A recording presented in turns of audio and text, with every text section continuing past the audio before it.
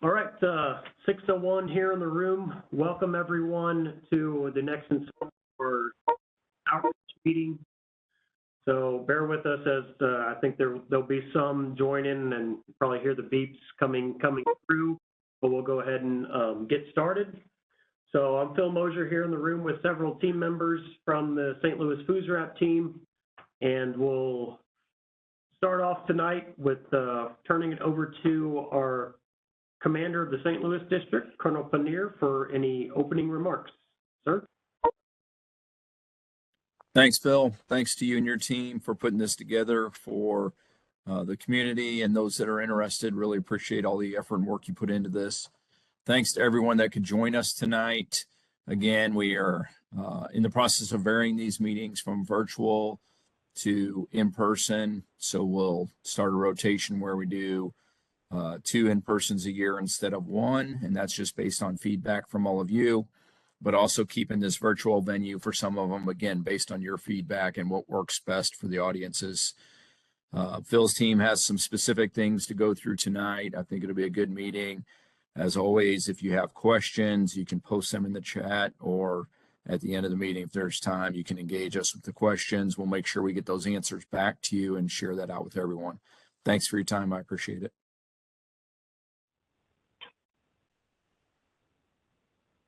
All right. Thank you, sir. And again, thanks everybody for joining us tonight.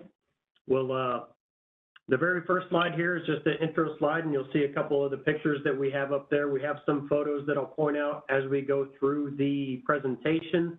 But namely on this one, you see some of the excavation that we've had recently for the McDonough Boulevard Bridge and McDonough Boulevard project that is just outside of our St. Louis Airport site area where we have our offices. So that extensive remediation going on there, and we'll talk a little bit about that in the presentation coming up.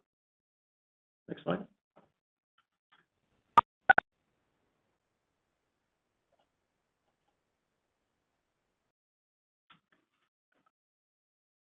Okay, before I start through the agenda, I want to say thanks to the team. You saw that some of the team members there, Joanne, Fitzgerald, and Susan, as far as our project management team for the St. Louis sites, and helping to get these slides together and get the information out as we have been doing routinely via, as Colonel mentioned, virtual, and then as we come up here in the springtime, setting up a time frame for an in-person meeting as well. So already had the opening remarks. So tonight's agenda, we're going to go through a little bit about the federal facility that we have at the St. Louis site. One of the aspects of our overall program and our partnership with our federal agencies as well as state and local agencies, but namely this one, the federal facility agreement with the Environmental Protection Agency. Going over some of the St. Louis site updates for the downtown site and the St. Louis Airport site vicinity properties. And then another couple topics that we will cover is we have some explanation of significant differences that are in development for the North St. Louis County sites that we're going to give a general overview on, as well as talk about the 5th 5-year review that is currently being drafted and currently being coordinating with our regulatory agencies, as well as coming up interview process with local stakeholders around the area. Next slide. So first item on the agenda that we had is the federal facility agreement.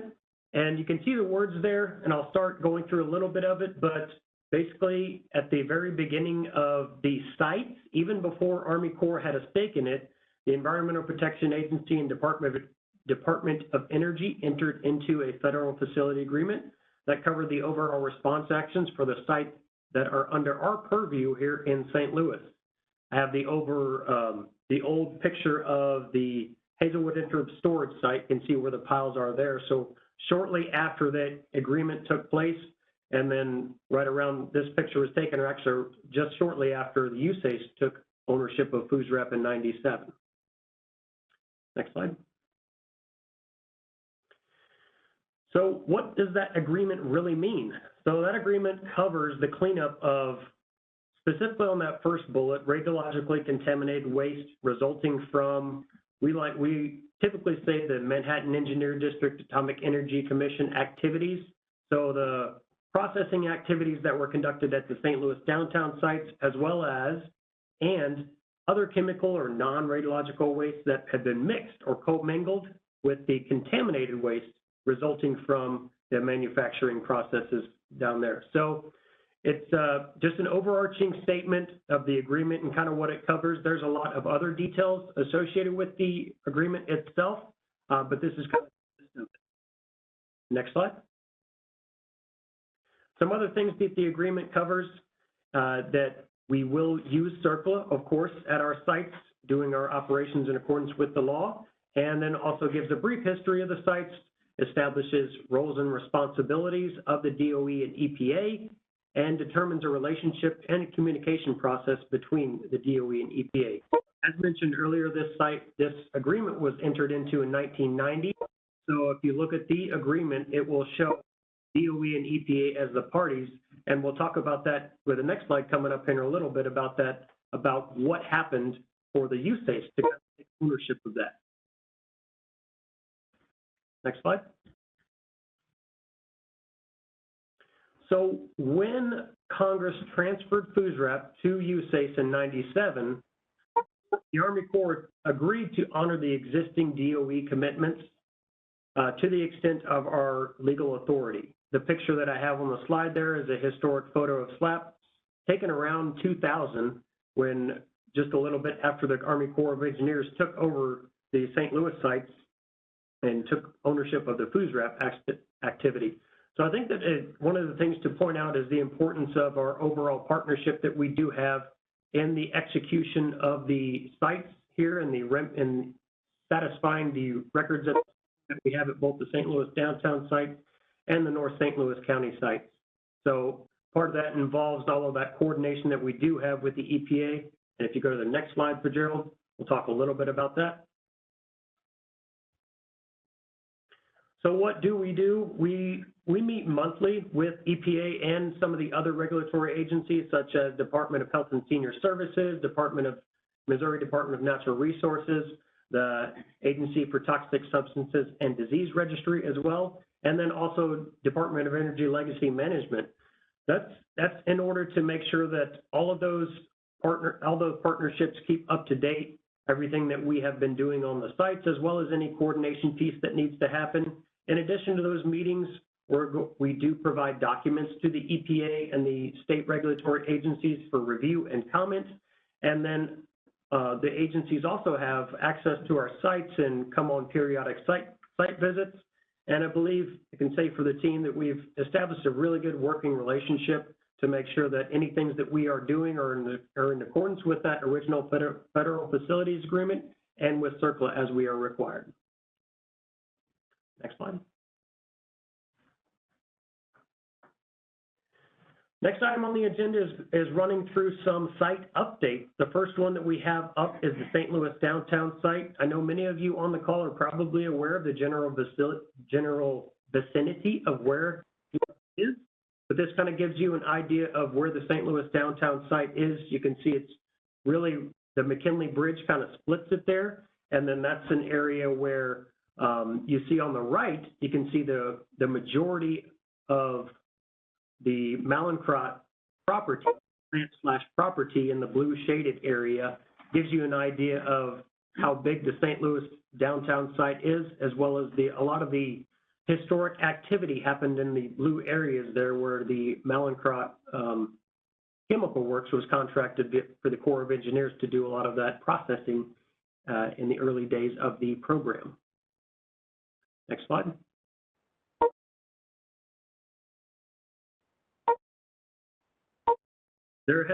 As always, there's always a significant amount of work that goes on at each site. At the St. Louis downtown site, there's been over 340,000 cubic yards shipped to out-of-state licensed disposal facilities thus far, as well as 53 properties or areas that have been released for beneficial use. One of the challenges, or one of the significant challenges you can see in the photos at the St. Louis downtown site is the extensive engineering controls that we do have to implement on a normal basis to get the contamination that is remaining at a lot of these areas. The sheet pile at the top right, you can see one of those areas we had to install and do a lot of coordination with Mallinckrodt and the Mallinckrodt in this case, and depending on which property we're at, the actual property owner, to make sure that anything that we're doing, it has the minimal effect on their overall operations. And then the bottom right is one of the photos that I think paints a really good picture of the St. Louis downtown site and the amount of sheet pile and / engineering controls that do need to be used. And sometimes they're quite extensive as far as the overall excavation. And then on the top left one is the one where we worked with the Gunther Salt property owner to do some remediation on that area right there. So currently we're at just over 1,300 cubic yards shipped this fiscal year, and still moving on down at the downtown site with active remediation and active shipping. And our current remediation efforts are focused at the Norfolk Southern Railroad site, our 2nd Street inside the Mallinckrodt plant, as well as the Kiesel property, one of the local property owners that we're working with there to finish up some of the final remediation areas that we need to finish up the site at the St. Louis downtown site. Next slide. Next topic we have, of course, the St. Louis Airport site vicinity properties and updates associated with that. So I mentioned the McDonough Boulevard Bridge project, and we had the pictures that were associated with there. As we finished up the McDonough Boulevard Bridge, the crews progressed onto the McDonough Boulevard and doing remediation on there. So we were able to finish up the McDonough Boulevard Bridge project early on, and the extensive coordination that we had with St. Louis County Department of Transportation. I think that's kind of a testament to the team and their overall ability to reach out, coordinate, and provide any information that was needed from the St. Louis County DOT. We greatly thank them for all of the meetings that we had and the partnership that we've had in this overall aspect, and allowing us to come in and with time in their schedule, if you will, to do the remediation while they were replacing the McDonald Bridge. Mentioned the activities that are continuing on the McDonough Boulevard. And one of the things that we have prepared tonight is Fitzgerald's going to click on a slideshow and show you how those activities progressed. As we move through this slideshow, you can see that the original area there with the aerial view in the McDonough Boulevard, then demolishing of the bridge. And as we move forward, you can see some of the pictures as the remediation progressed on the west, and then eventually on the east side of the bridge as we move even further onto McDonough Boulevard. So I think it's kind of a neat thing to be able to see some of that in action, and we've been able to use a lot of our engineering folks to help us out and get some of these products together, just so that we can see some of that overall progress and how it really comes together in an overall remediation project, especially one that's as big as the McDonough Bridge and McDonough Boulevard excavations that we've had to do. So summing up the McDonough Boulevard, that's been over 30,000 cubic yards of contaminated material that we've been able to excavate and then eventually ship off-site to a licensed out-of-state disposal facility. Next slide. Additional things that we're going to be encountering here in the coming year. So in February, we're going to start remedial activities on Laddie Avenue. That would be the Laddie Avenue that is west of Hazelwood Avenue, and then also VP 38, where our old trailers actually used to be located. Our old USACE management trailers, as well as our laboratory on the property 38. There's some remediation that still needs to happen on there. So as the crews transition off of McDonough Boulevard, we'll be setting up activities, and that's one of the areas that we'll be focusing remediation on. The next area, we're also going to start some remedial activities on the Coldwater Creek floodplain properties 29 through 33, Creek 45. That's an area that's south of St. Denis Bridge. I'll take this opportunity to point out the status maps that we do have on our website. We'll actually, if you can follow that, you can show some of those areas or actually see where those areas are located, as we've given each individual property a specific number that corresponds to the numbers that you'll see on a map, on the status map. Another thing that we've been able to implement, it's been an ongoing activity, is inspecting all of these properties that do have contamination on them. As an added measure, in addition to our utility support policy that we have had since the very beginning of the program, we're doing active inspections of these areas to ensure there's no intrusive activities taking place, and if there are, providing the appropriate support. And we also do have the coordination with each individual property owner, whether it's residential or commercial or industrial, to make sure that they're aware that we are here to help if there's any improvements that they do need to make on these properties. So to take that a step further, we have started installing the signs around those contaminated areas where we do have permission from those property owners as an added measure to prevent the intrusive work happening without us knowing about it. And we also continue the sampling efforts on Coldwater Creek to further develop the designs that we do need to clean up some of the contaminated areas all the way down from the St. Louis Airport site to the Missouri River. So, next slide. A little more about these signs that we have we have begun installing in these around these areas. So we worked a lot with the community, elected officials, EPA, local regulators, to come up with the signs for these specific areas. And we wanted to make sure that we were doing things in accordance with our local authorities, as well as getting some feedback. And I think it was a lengthy process to get to this stage, but I think it was definitely needed. And we do appreciate all of the input that we've gotten up to this point. And I think that has helped us get to where we're at today, where we installed the first signs December 3rd. As with any area, we still do need permission from property owners. We definitely thank all of the property owners that have granted us permission up to this point to do sampling in the beginning stages of the Coldwater Creek investigation. And now we thank the ones that had given us the permission to come and install signs as well. So I think that helps out the overall awareness and our ability to really line out these areas so that we can keep an inventory and keep inspecting these areas to make sure that there's to prevent any soil disturbances so that no one comes into contact with any of this material.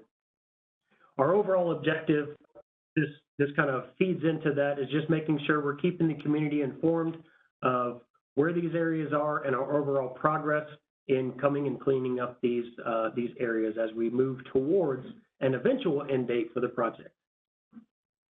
Next slide. The next topic that we had on the agenda for today was talking about the explanation of significant differences that we have at the North St. Louis County site. So what is that? So it's a document of a nature that you will see on any CERCLA site, depending on where you're at in the cleanup process, but it documents a significant change in the selected remedy, and these are specific words with respect to scope, performance, or cost. The ESD, and I'll use that acronym from now on as short, because it's a mouthful to say the whole thing for sure, but it doesn't fundamentally alter the selected remedy. It also provides it describes the nature of the significant change and summarizes the information, as well as affirm that the remedy still complies with the National Contingency Plan, or NCP, and CERCLA.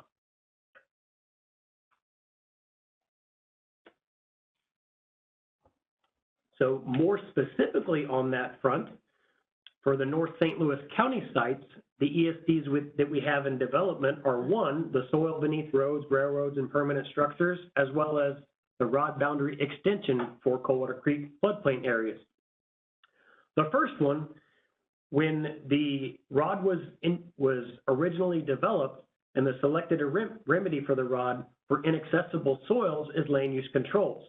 As we move further and start learning more and more and are able to adapt our overall view of some of these areas, we can consider modifying the selected remedy to authorize excavation and offsite disposal when the conditions warrant. So if we're able to implement this change, and we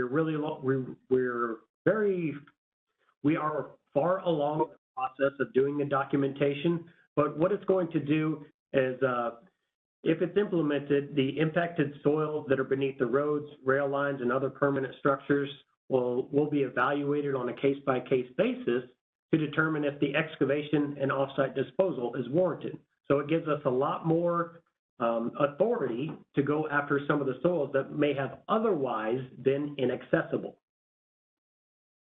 The second one, the boundary extension. So this one is, we have been investigating and remediating down Coldwater Creek all the way to the Missouri River, because Coldwater Creek in and of itself was included in the ROD, but it's not necessarily specific about floodplain properties.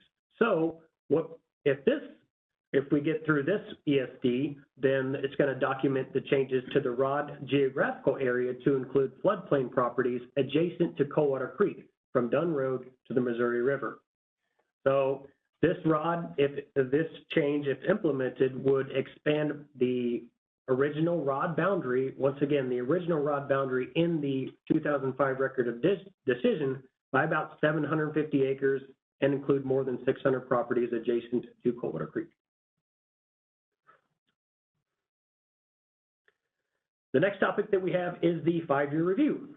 So we are currently in the 5-year review. There's a couple slides we're in the 5th 5-year review. There's a couple slides to talk about this. This first one is kind of a general overview of what a 5-year review does. So it evaluates the implementation and performance of that selected remedy to determine if the remedy continues to be protective of human health and the environment. Once again, a lot of words there, but it's a process that is required by CERCLA in order to ensure that the remedy either is protective if it's already implemented or will be protective once it's fully implemented.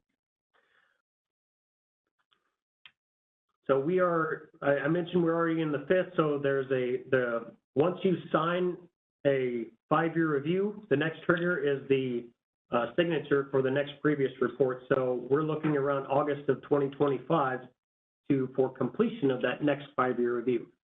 They do continue throughout the life of the site, and we're currently in the active stages of remediation. So we have continued to do 5-year reviews from the very beginning to ensure that that the remedy will allow for unlimited use and unrestricted exposure. Slide. Some components of the 5-year review process.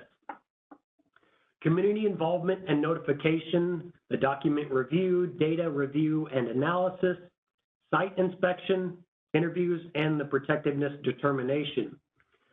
These are things that are not specific to the St. Louis sites. This is part of the overall 5-year review process as required by CERCLA.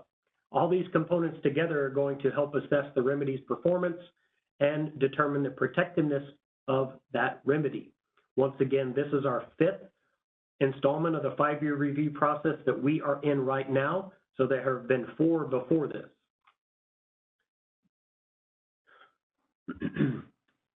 So why is it required here? Of course, it's required by CERCLA, but it's hazardous substances or contaminants still remain at sites above levels that will allow for unlimited use or unrestricted exposure. So we're continuing on in that overall 5-year review process to ensure that once the remedy is implemented, that it will be protective. So each individual site gets evaluated. Previous 5-year review processes, we have combined both the downtown site and the North St. Louis County sites into one 5-year review.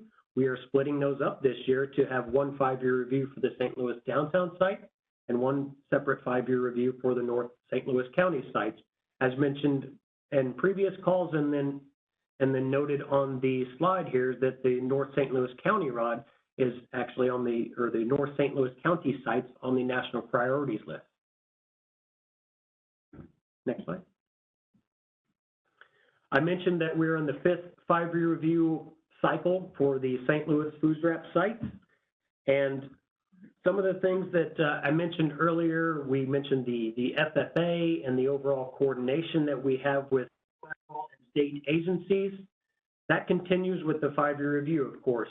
In addition to the agencies, even before it gets there, we have our local team that will develop and review the document. And then we have kind of what we kind of refer to as an agency technical review. And we have a specific area of expertise for that. It's called the Environmental and Munitions Center of Expertise within USACE to give us another check on the documents that we are producing.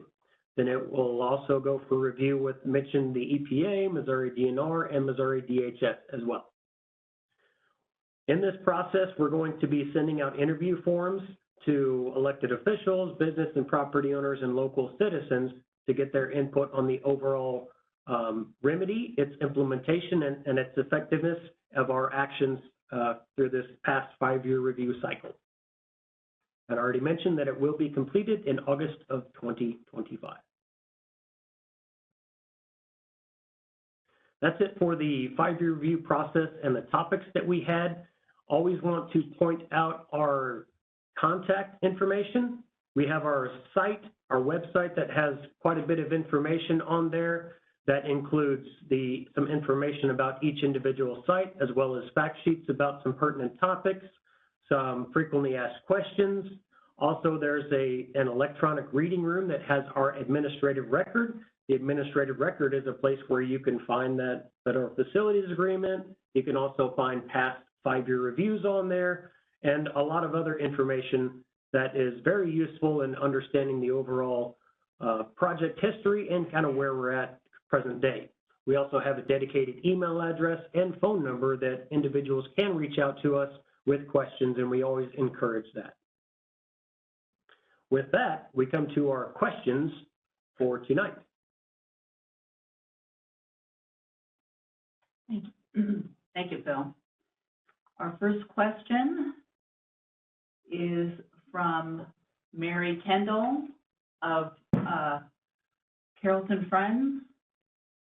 Says, so you know when downtown will be finished completely?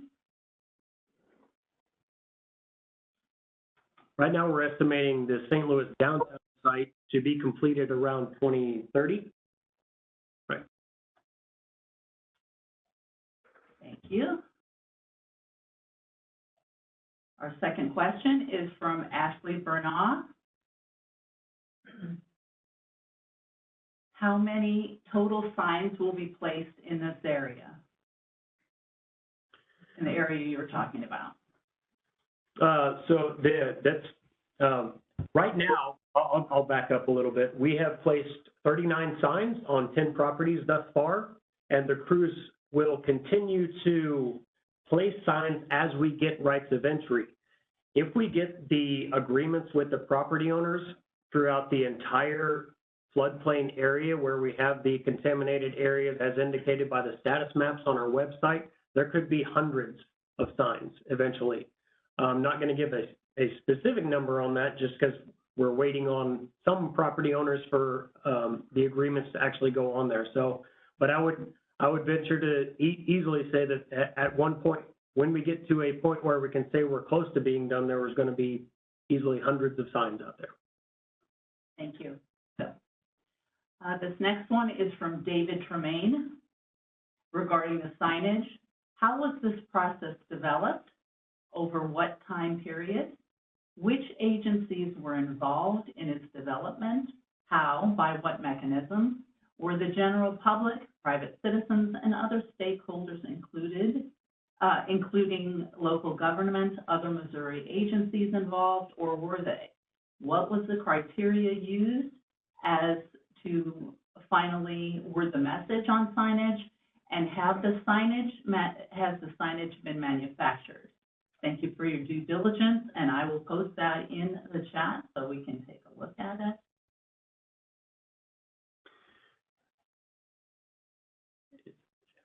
So I think that there's a lot to that, of course.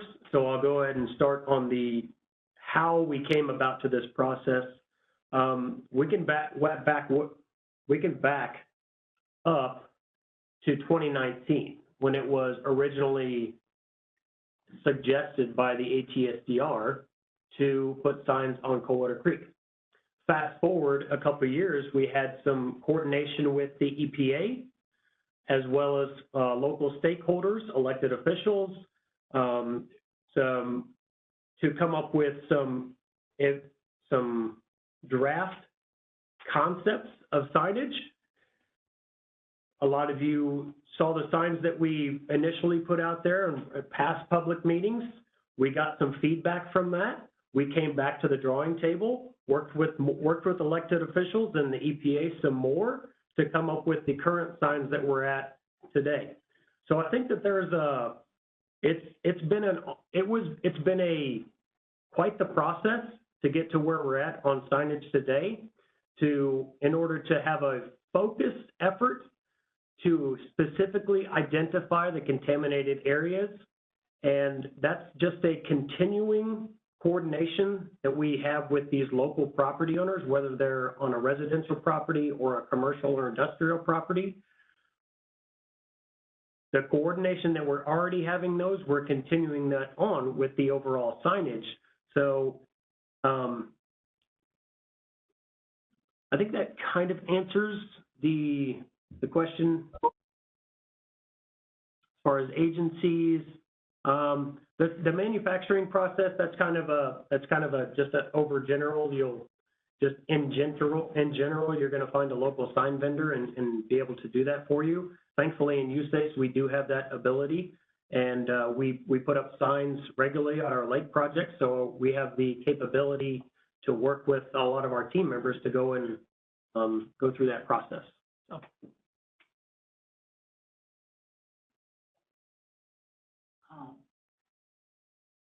Is that it for that question? Yeah. Okay, that's what I thought. Okay, the next question is from Representative Rachel Prudy. 73. Hello all, my apologies. My sound went in and out during the statement of North County being on the national priority list. Can that be repeated, please? That was just yes, ma'am. So that was just a statement that the North St. Louis County sites were included on the national priorities list. That happened before we even took ownership of the sites. So they're still on the national priorities list until they get delisted. Excellent, thank you, Phil. This is from Mary Kendall of Carrollton Friends. How far apart are the signs going to be posted along Coldwater Creek? In general, the signs will be no more than 50 feet apart, depending on the size of the area. If it's a larger area, then that's going to be the case. But it will depend on the specifics of where we're placing those signs. Some of these areas are very densely wooded, so if it warrants signs being closer together, then that can happen as well. So I would say some of it depends on just kind of where they're at and how large the area is that we need to make sure that we have signage up. Thank you. Let me see if any newer questions have come in.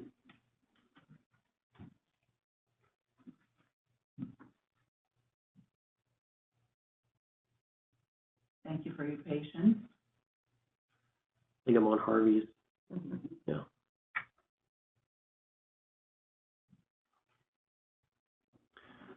So Harvey's asking what's the process for approval of the ESD and who makes the final decision. It's an iterative process to go through the overall comments and comment resolution. We have extensive coordination with the EPA, Missouri DNR, Missouri DHS, in order to come to a final revision of that ESD that will go up to our headquarters for review. So there's an extensive amount of coordination and review process that happens with that overall ESD. And then the final decision depends on the dollar value of the ESD, or final signature depends on the dollar value of the ESD, whether it gets signed at our local division level or it gets officially signed at the headquarters level. That's kind of an overgeneralization, but it kind of gives an idea of the amount of review and comment process that we go through with the federal and state agencies on that overall ESD. Thank you, Phil. This is from Heather Grove.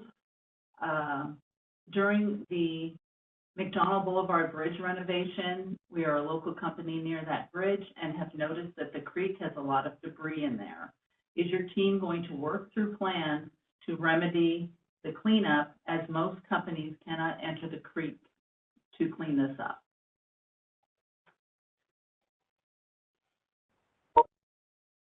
I'll post that in the chat.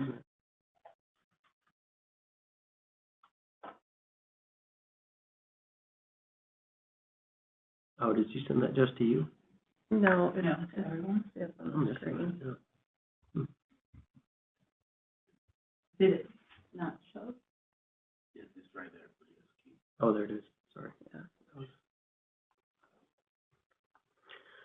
Helps to be able to see it, not just hear it.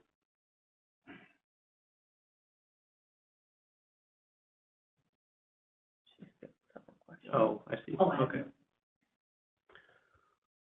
It's down below that, I believe. There you go, right there. Okay.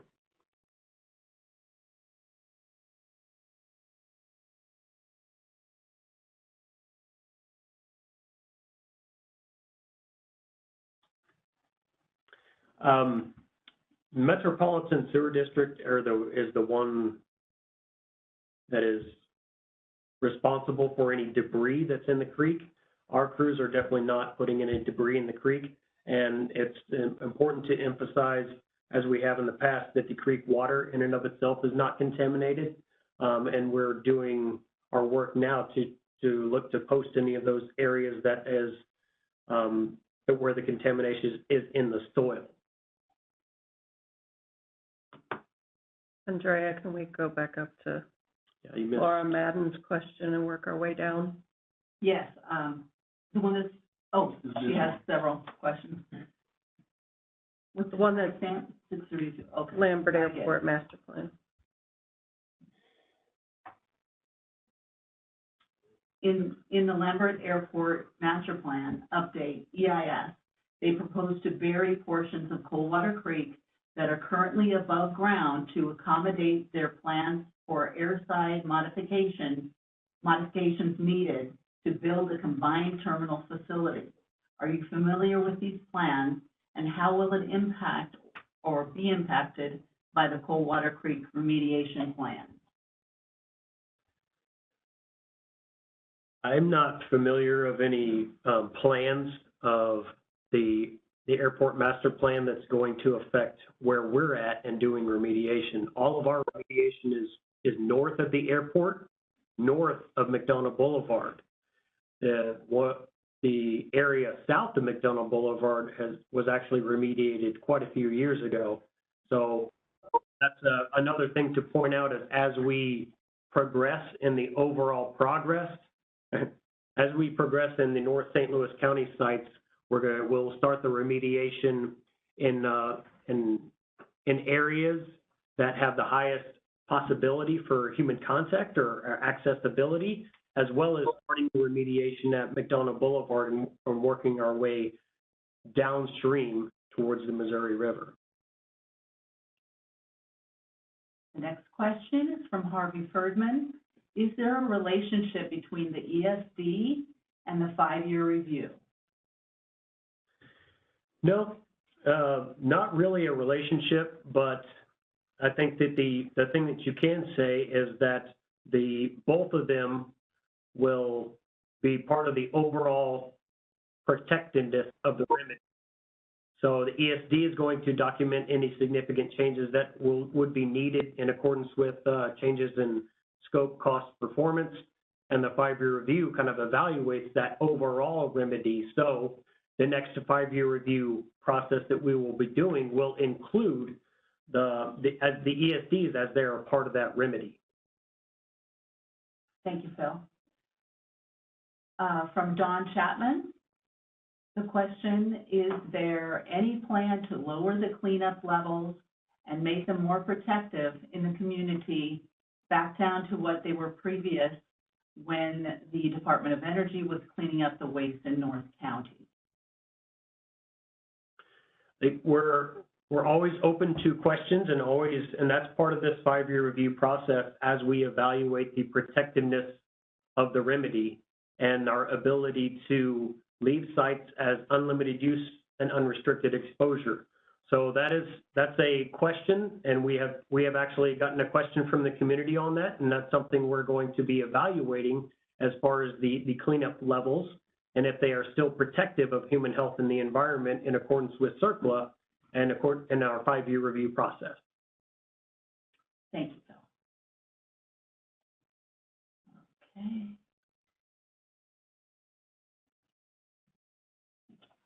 From Laura L. Madden, our stream team was approached by a contractor out of the University of Rolla who was hired by DOE to engage as an independent agent to outreach to citizens and communities dealing with DOE legacy waste. Are you familiar with this DOE initiative? I believe you may be talking about Dr. Usman. He was at our last public meeting, I believe, and I think that that's an ongoing initiative that we do not have a stake in, but I would welcome any individuals with any initiatives out there with an eye on informing the overall public of our activities, as well as helping with any of the technical aspects of the work that we do or work that may be done at any of the sites around the nation. So, thank you. From Heather Grove, during the remediation, is there any concern of water supply contamination to the facilities near the creek?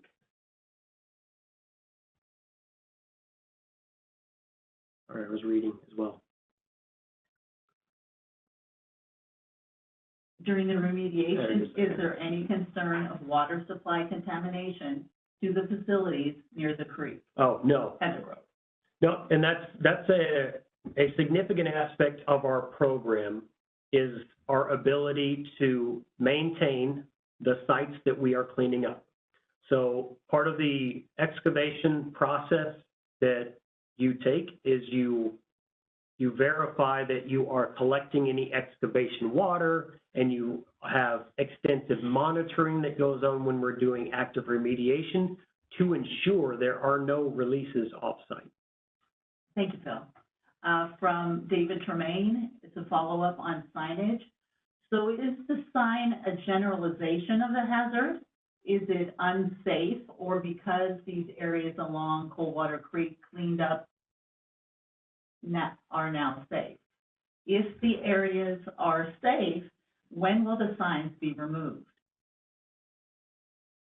So the signs are being placed in an effort to inform of where the areas are, as well as to deter disturbing those areas, because that is the only way which someone can be exposed to the material, is actually disturbing the ground, even if it's at the surface. So the process that we are going to follow is, as we start remediating and actually accessing the material, then a different sign will go up that says contamination area. And then once we are done remediating, that sign will go away and there will be no sign there anymore. So at the end of the process, the sign will be removed. Thank you, Phil. From Cynthia J. Bauer, when will USAFE be testing properties where building contractors utilize the, quote, free fill dirt that MSD gave away to them?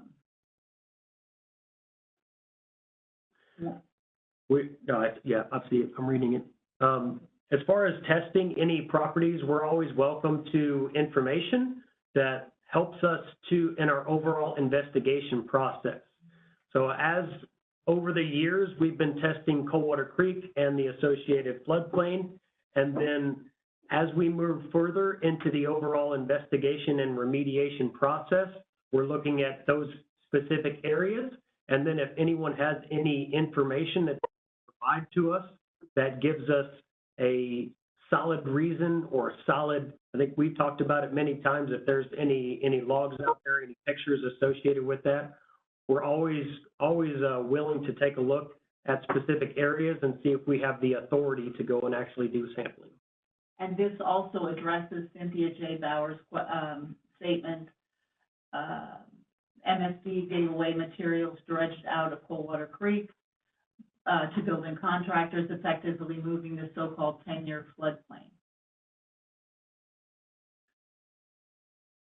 So there has to be proof of these happening. So if you have any proof, then please give it to the team.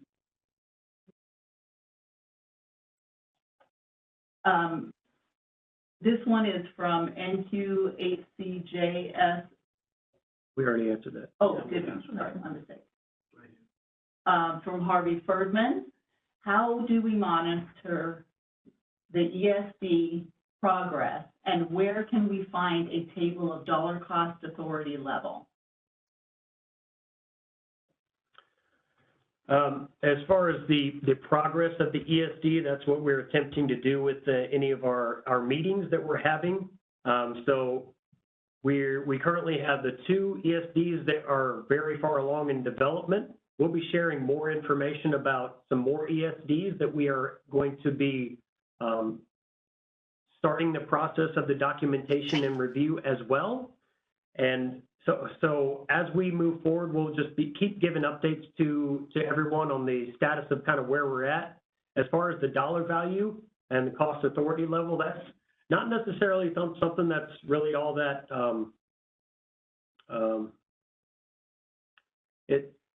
the cost and dollar value and where it gets approved at is more of a EPA and USACE coordination activity, and the ultimate disposition of it is just really the who signs it. I think there's an EPA memo out there that's probably publicly available, I believe, that kind of gives an overall dollar threshold value of where things would be signed at on the EPA side. And then since we have a federal facilities agreement with the EPA, and they are ultimately signatories on our original record of decisions, we match kind of the signatory level that the EPA is aspiring to for specific dollar thresholds. Thank you, Phil. This is from Harvey Ferdman. Unless I covered that one, is there any plan to lower the cleanup levels and make them more protective in the community back down to what they were previous when the Department of Energy was cleaning up the waste in North County? Yes. Yeah, we answered that one. It sounded familiar. From Ashley Burnaugh, how does the contamination at Coldwater Creek and the Missouri River change the evaluation of overall CWC contamination? How are these updates noted in the ROD, or Record of Decision / update?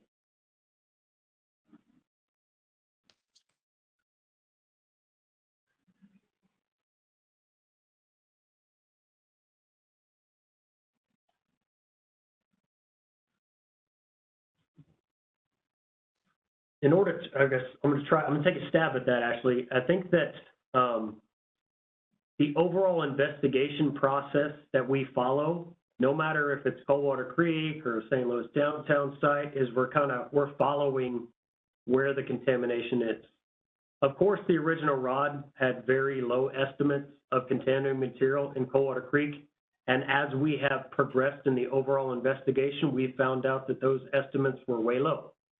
So that's another portion, and this is to give another update on the ESD process, is we're documenting that additional contamination and estimates that is going to take us from a dollar value standpoint that is going to take to clean up that overall contamination. So yeah, I think that it really sums it up that there's more than what was originally estimated, and we are updating those numbers via the ESD process that will be part of the record of decision. Thank you, Phil. And Dawn Chapman says thank you. From Ashley Burnaugh, what is the process to be added to the list to to provide feedback for the 5-year review.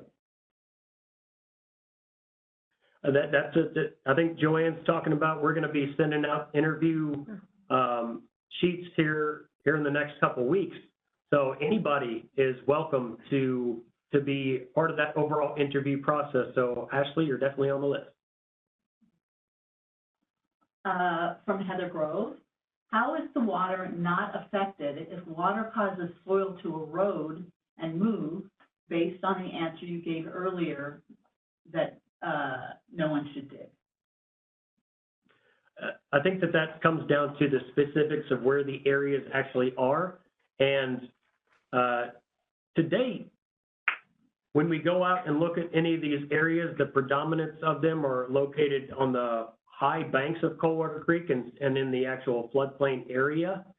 So when the banks erode, obviously, I think that there could be soil that goes into that water.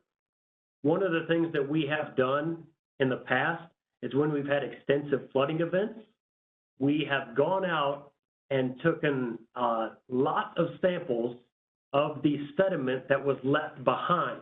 So the sediment that was left behind would be indicative of any of those areas that may have sloughed off or gone into the water. And the sediment that was left behind, we sampled that and verified that there was no new contamination being spread in any of those areas. Thank you. Oh, yeah, yep, and there is a report that's available on our website that really lines out all the sampling that we did as well as the results associated with that. Okay, let's see. Harvey Ferdman says, thank you. ESDs are appreciated.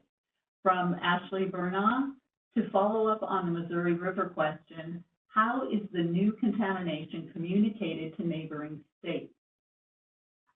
What happens at the preserve area in Illinois under USAFE's authority regarding nearby radioactive waste?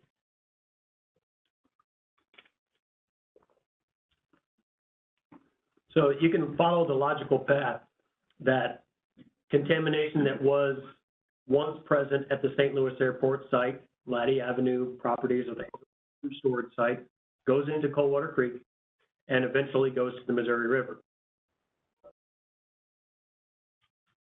The reality in that overall situation and the dilution that did happen once it went to the creek into the Missouri River is that the levels became so low that you cannot detect it. We have also talked about our overall investigation process in making sure as we get to the mouth of Coldwater Creek, seeing what we can do to sample around there that actually goes into the Missouri River to see if there is any contamination that was spread. But from a scientific perspective, when I look at it and just taking it off the top of my head and overall evaluation, that amount of dilution with that water coming out of Coldwater Creek would actually kind of be the overall remediation, if you will, and you would not see any significant deposits of radioactivity further downstream. Thank you, Phil. From Cynthia J. Bauer, Ignatius Weiss's daughter testified on October 31st, 2015, that her father utilized dredged materials on 50 properties he built in North St. Louis County. She was videotaped saying that. I lived in a Weiss-built property for 30 years with a 50-foot driveway and 3-car gravel and dirt turnaround area, half a block from Coldwater Creek, where Weiss and his family lived. Weiss died of cancer in 1975, his wife of breast cancer in 1976. My former husband had cancer 3 times, he died.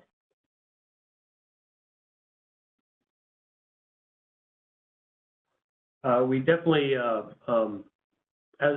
always, we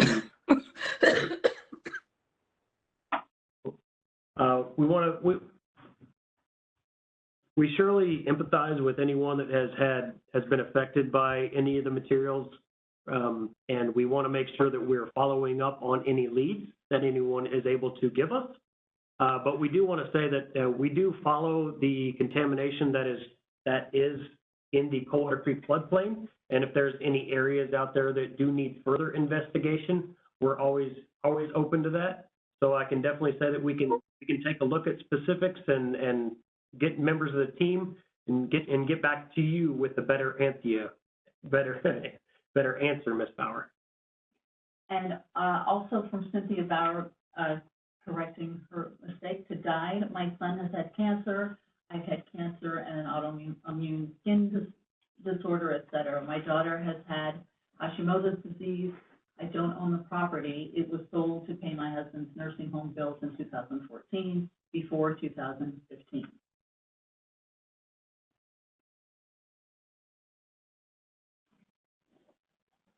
Once again, thank you for the information. We'll definitely, we can definitely have a more thorough discussion for sure, Ms. Bauer, and see if we can address any concerns that you have.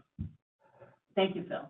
From David Tremaine, not to detract from the meeting message on progress and or questions on present and future status, I am curious as to if you could comment on the Agency for Toxic Substances and Disease Registry, otherwise known as ATSDR, lack of continued findings. It says form, it might be from, and in their 2019 report on Coldwater Creek, CWC.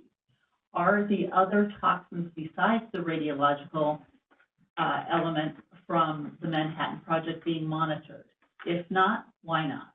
If so, where are those data points changes from the evolving changes in the environment from that earlier 2019 summary by ATSDR? Answering that question, you can definitely reach out to ATSDR. I believe they do still have a portion of their website that talks about the 2019 public health assessment, as well as contact information on that website. And this is Andrea Wales speaking. There is a link to the ATSDR website regarding Coldwater Creek on the homepage of the FUSRAP website, which it was provided in the Contact Us section. So far, that's the questions. If you had asked a question which was not addressed, if perhaps I skipped it, please type it in again so that we can address your concerns. And David Tremaine says, thank you.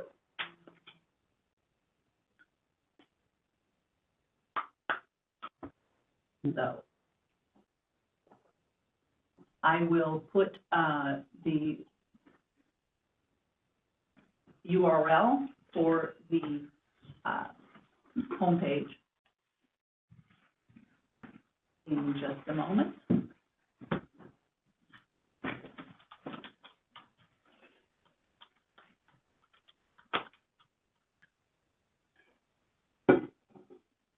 So I encourage you to do a screenshot, but you might want to do a screenshot when you have highlighted it, because on some people's color setups, the blue might be too dark to be able to read.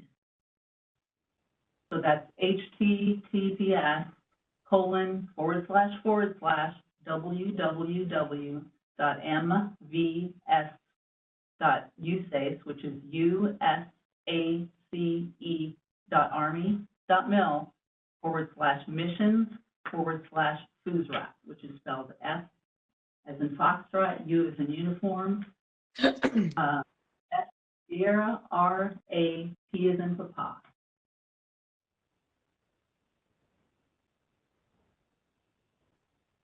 Once again, if you have any questions that I accidentally skipped, or if you have new questions that do not involve addresses, they have to be general questions. If you do have a question about your property, be sure to write to us at the email account for FUSRAP, which is splfusrap@usace.army.mil. So it's SPL like in St. Louis, and then FUSRAP at usace.army.mil, which you can see on the contact slide. I encourage you to use Control-Alt-Print Screen for the Contact Us slide. Bill, I'm going to jump back on for a minute. Again, everyone, this is Colonel Panier, Commander of the St. Louis District. I just want to thank you for your time being on here. I want to thank you for your engagement and involvement with our team. We do take all of your comments and feedback serious. We do go back.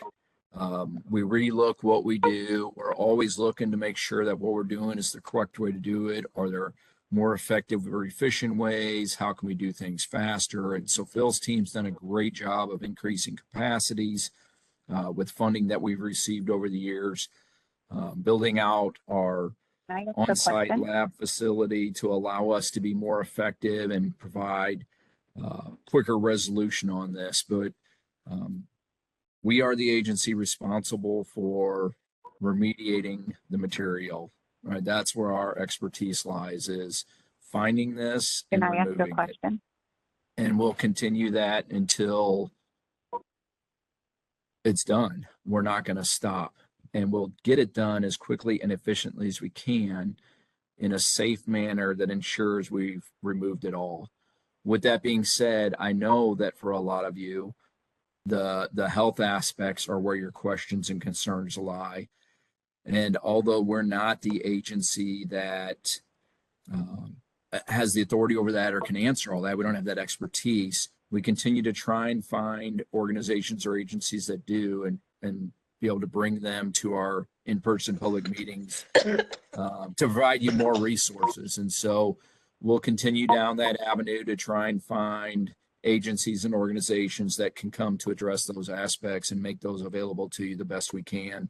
But we remain the subject matter experts for the remediation process. And if at any point you have questions about that, please contact us. Please attend these virtual meetings. If neighbors, friends, anyone you know has questions, please encourage them to come. Have them come out to our public meeting. The next one will be in April, the in-person. And this is how we get feedback from the public.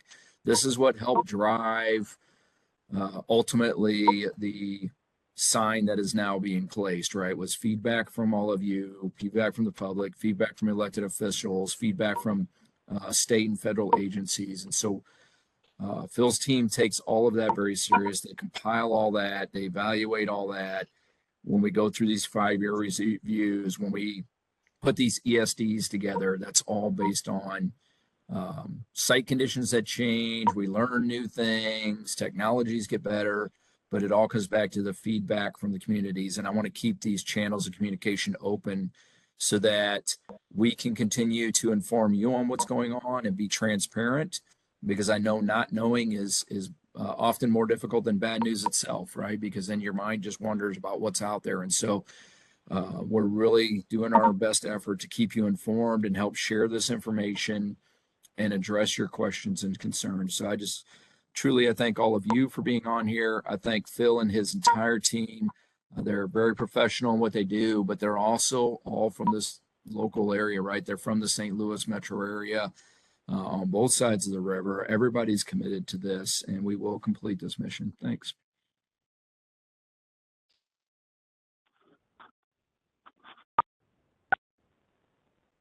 Thank you, sir.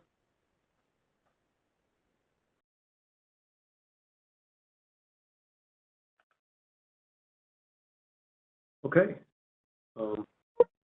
Get a lot of kind of thank yous in the chat, and we thank everybody here as well. Yeah, so many people Oh. were signed in. Yeah, I think I saw 74 people at one point in time that were signed in there. So good participation. We appreciate all of the input, all the feedback.